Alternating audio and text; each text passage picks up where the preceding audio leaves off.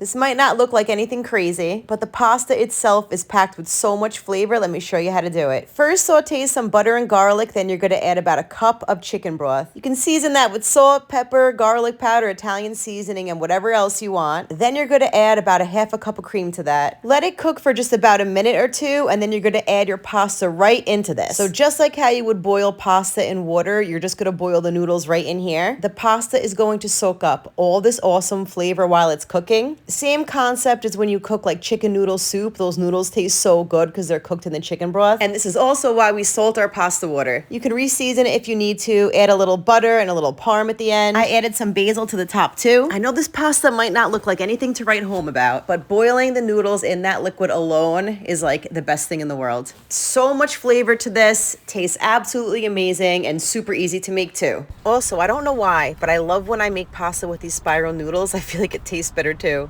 Give it a try. I think you're going to love it.